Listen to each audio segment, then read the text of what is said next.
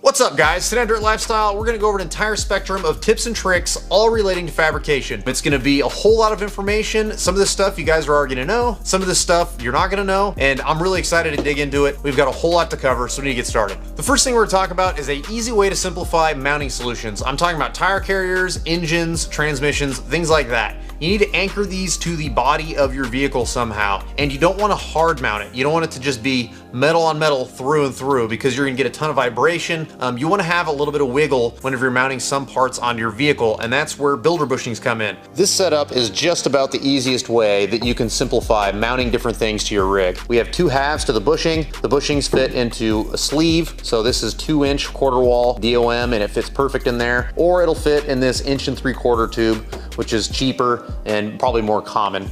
And then once you get all that put together, you just slip this inside, and then you can put your bolt in there and it'll protect the bushing from the bolt. So you can cut these down if this is too wide for whatever your application is. They're very universal, and I've used them in a ton of projects. I've got a pretty handy tool that I use every so often, and it's called a nibbler.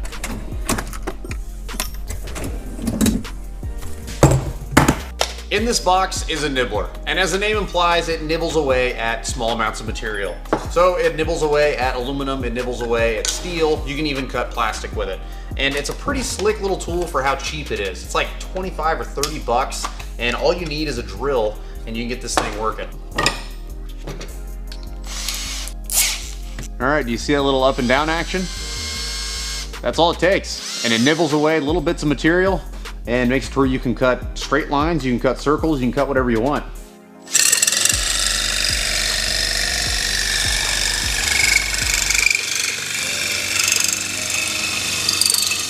As you can see, it cut pretty dang smooth. I mean, I'm not worried about this cutting me or anything.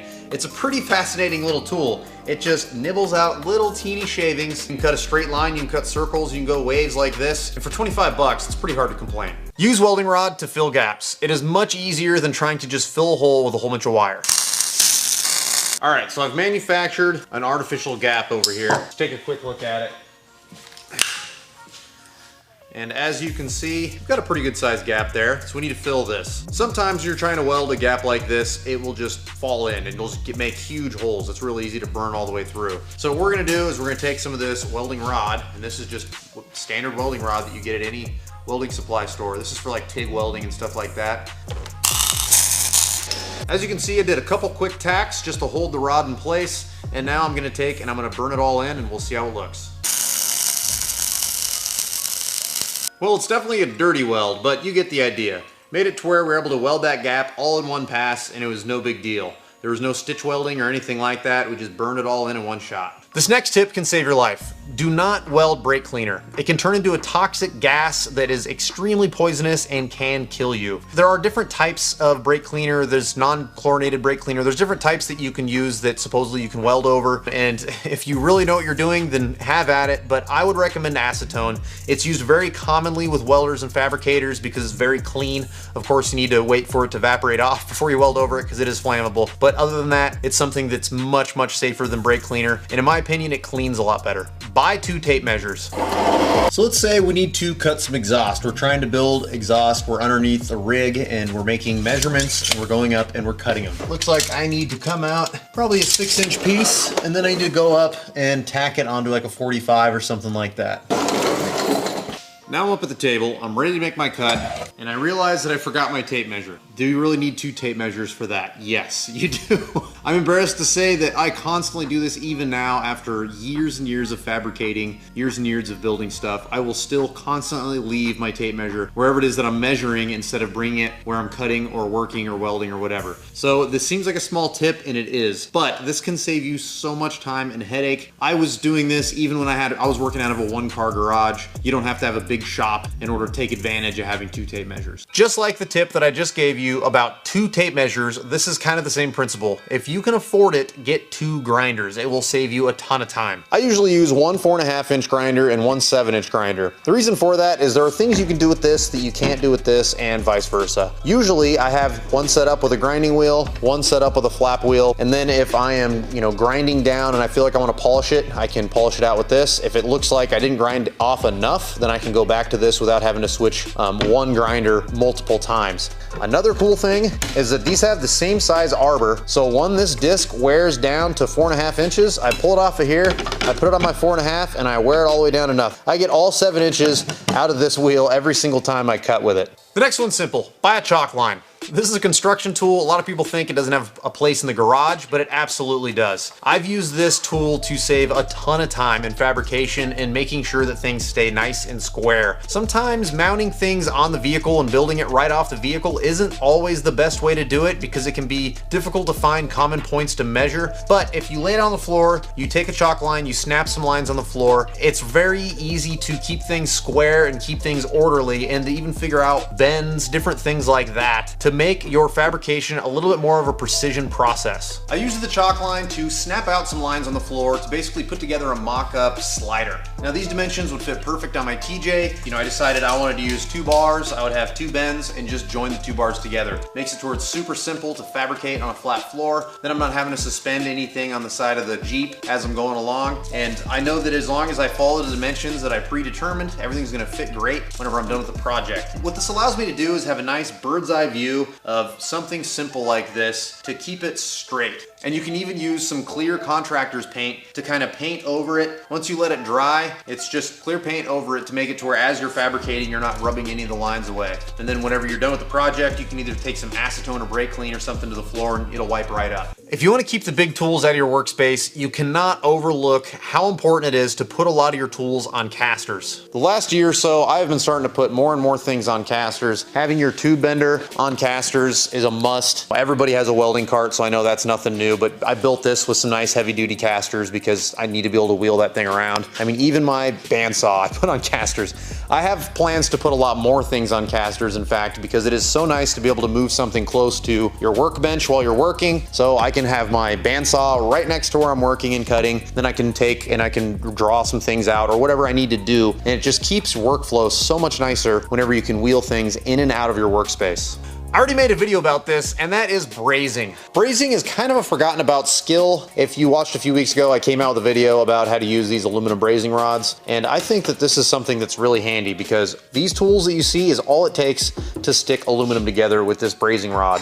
Now they make brazing rod for steel, they make it for brass, they make it for copper, they make it for all kinds of different material types. You can even use brazing rod for stainless steel, and this is a skill that I think is really important, and if you're new and you've never done any brazing, I would definitely recommend looking up a few videos and trying it out yourself because this is a simple skill that can save you a ton of time and money, and especially if you don't have access to a TIG welder or anything like that, it at least gives you the ability to do some basic tasks with aluminum and have a little bit of fun with it. We're going to talk about another construction tool, speed square. This is a very overlooked tool in the shop. I think that this is super valuable. You need to take the time to learn what all these little marks and stuff mean because this can save you a ton of time and help you build very nice square projects. If you are not using a speed square yet, you are missing out on a really good fabrication tool. When I built this headache rack for my Jeep truck, the only tool I used to measure angles and to make this square is with a speed square. It's a very valuable and a very handy tool that I don't see used in fabrication. It's something you see on the job site all the time. It's something the guys use to build houses, but you don't see people use it enough in the fabrication world, and you can build some really cool looking stuff. You just need to use this really simple tool.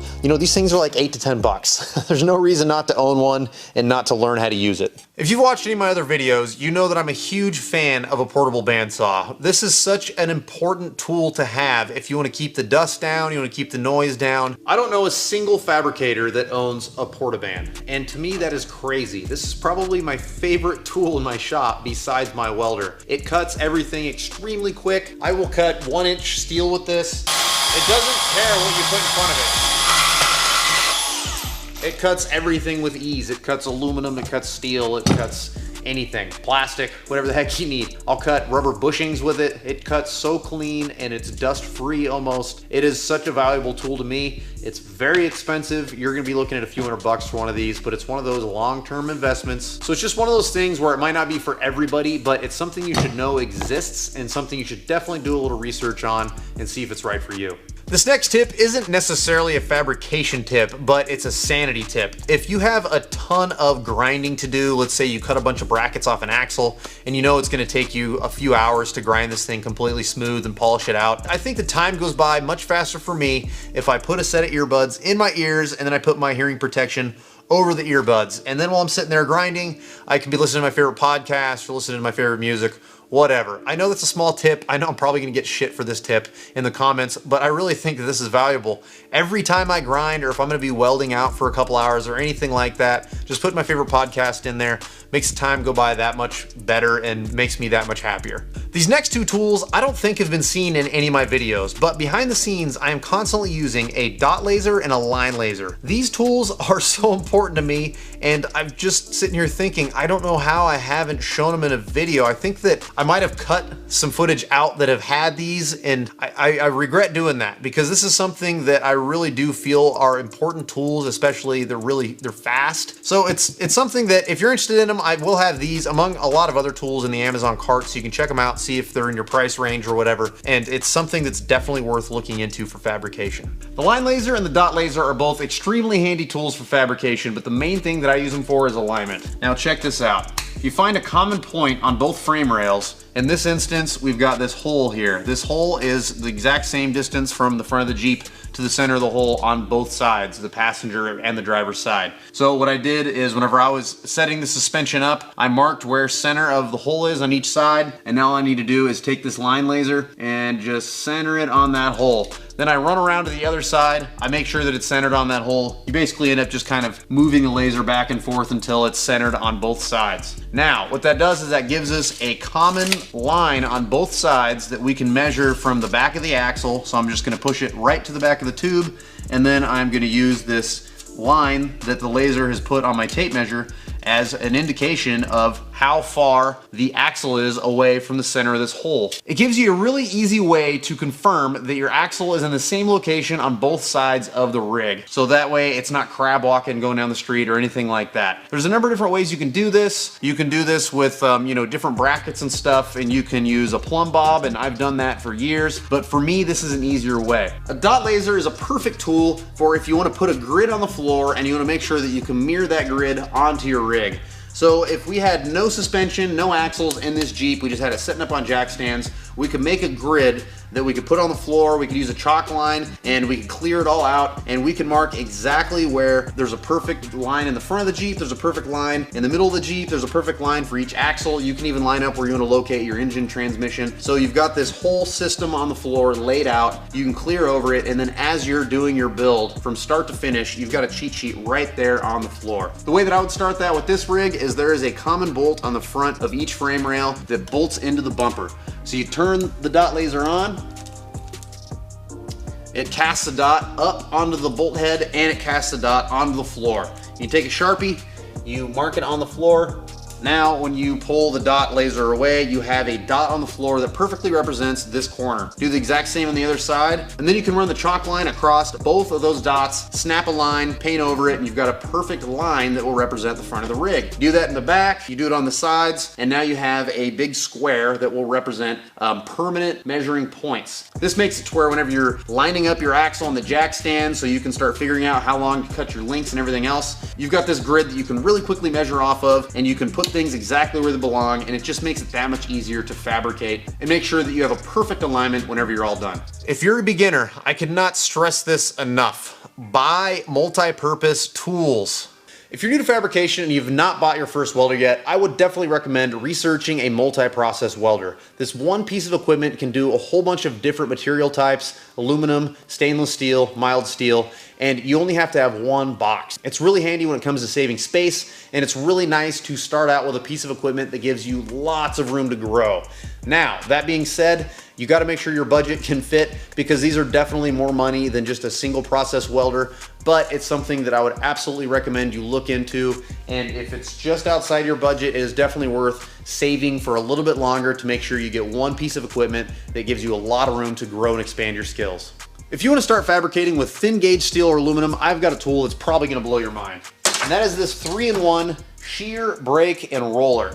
And what this will do is it'll give you a nice clean edge with the shear. You can use the brake to give yourself a perfect bend. It's also a finger brake, so you can move these teeth around so you can bend a box, give yourself compound angles, which is really nice.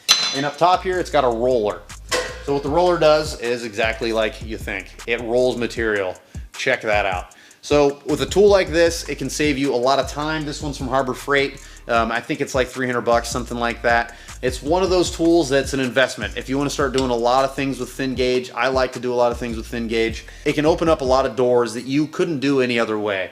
So if you want to make a nice little shield for some exhaust to keep it away from whatever the heck is running next to it, or if you want to build an intake box or a catch can, this is good for all that kind of stuff. So it's something worth looking into and seeing if it'll fit whatever you're building in your shop. Some of you guys are gonna roll your eyes at this next tip, but every time I show somebody this tip, they look at me like I'm a wizard. They can't believe that they didn't know that this is the truth. You can erase Sharpie with Sharpie. In fact, I think it's one of the easier ways to do it, especially if you need to do it really quick. As you can see, I made marks every 4 inches on this piece of aluminum, and then at the very end, I accidentally marked it at 4.5 inches. Not a big deal. We don't need to break out the acetone or anything. If you just color it in like that, nice and heavy, and then really quick, rub it before it dries, it goes away. I know that seems insignificant. It's definitely insignificant, but this, believe it or not, blows people's minds, so I thought I would share it with you. This next tool is something that I think a lot of people look at as a woodworking tool, and I guess it is as well. But you can use a jigsaw for more than just woodworking. You can get metal blades, you can cut aluminum, steel, you can cut all kinds of stuff with it. Fiberglass. A jigsaw I feel like is an overlooked tool in the fabrication world, but this is something that, because it has such a short stroke, it has a pretty low impact on the stuff around whatever it is that you're cutting. And it's got a pretty decent edge whenever you're done with it. You can just clean it up with a flap disc and you're good to go. This is a jigsaw. This is something that I've had since high school. I bought this when I was like 16 or 17 so I could cut up some speaker boxes and make some custom subwoofer boxes for my car at the time. This is something that I have used for years. This is Black & Decker. It's not necessarily like a high-end brand or anything, but it's one of those tools that if you need to cut around a circle, you need to cut multiple types of materials, it's really handy for that. There's a bunch of different types of blades available, and I cut stuff on the vehicle all the time. In fact, when I was cutting the inner fender liners for this Jeep, I decided to use the jigsaw for that, and it was the perfect tool. With the plasma cutter, if I wanted to cut on car, I would have had to have a whole bunch of stuff behind it because it's gonna be blowing a whole bunch of hot metal fragments, but this was no problem. I just put a nice fine blade because I didn't want it to vibrate too bad, and I just traced around where I needed to cut. It cut the aluminum fender liners, no problem. I smoothed down the edges with a flapper wheel real quick, and they look fantastic.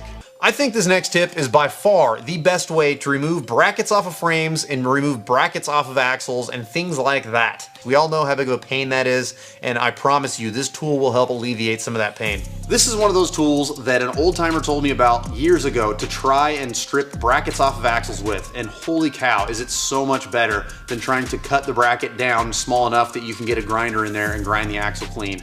All you need to do is grind that weld away, and then you can get this in there and you can slowly lift the bracket up all in one shot. And it's a much cleaner finished product whenever you're prepping it for your final grind. So this is something that if you've not tried yet and you're a beginning fabricator, I would absolutely recommend trying it. These actually aren't too expensive, and it's one of those things where you buy it once. You know, I got this when I was like 20, and you know, I'm 34 now. I've been using it the entire time, and I've been happy to have it every time I needed it. If you've watched any video of me fabricating, you know I'm a huge fan of dimple dies. If you're new, you might not know what a dimple die is. Let's talk about it. One big reason I use them is because they look cool. I think it looks super off-road. Anytime you look at an Ultra 4 car or something that's built for competition, they always have this really cool dimple dyed look. But there's also practical reasons to use a dimple die. Whenever you put the flare from the inside of the die into that hole, it helps give it a little bit of strength, and anytime you add a hole, you're subtracting material, which will help you lose weight.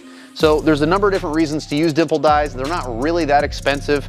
I bought this one first. This is an 1 3/4. This is the most common one that I use. This was chromoly. I bought it at like a swap meet or something like that, and I believe it was around 70 bucks. So it's not terrible. And I make sure that anytime I buy a dimple die, which I've bought 5 of them now, I make sure there's a hole in the center, because you can't always take whatever you're working on and go put it in the press. In all of my videos, you see me use the press with these, and it works great. It's really fast. But if you have the hole in here, you can put a bolt through here, and you can use your impact and a wrench to cinch this bad boy down and give yourself a nice finished product. This next tip is a really good beginner tip for those of you looking to buy a tubing bender, and that is pre-bend a bunch of small sections of tube on the various sizes that you have as far as the dies and stuff for your bender. I've only used a tubing bender a couple different times since I started this channel 5 or 6 months ago, but if you've watched those videos, you saw I use these pre-bent sections of tubing. There's a reason for that. A pre-bent section of tubing makes it really easy to figure out exactly how and where to bend a bull bar or some sort of a shock hoop, anything like that. Whenever you have a pre-bent section of tubing like this, and you write little notes like I did here, it makes it to where whenever you line it up, you can take some quick measurements and you can see pretty close how it's gonna look.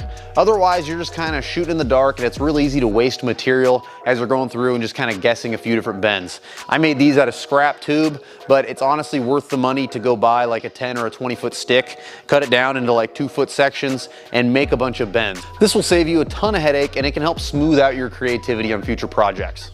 Like I said in the beginning of this video, I wanted to give you guys a nice broad spectrum of little tips and tricks that you wouldn't normally find in one of my build series or something like that. Now, if you're new to the channel, I do have some smaller videos like this that are, you know, product reviews, little tool reviews, stuff like that. So if this kind of stuff interests you, make sure you click the like button, subscribe to the channel if you haven't already. If any of you guys want to support us on Patreon, we do have a Patreon account set up. And if you want to follow me on social media, I'm at Dirt Lifestyle Nate.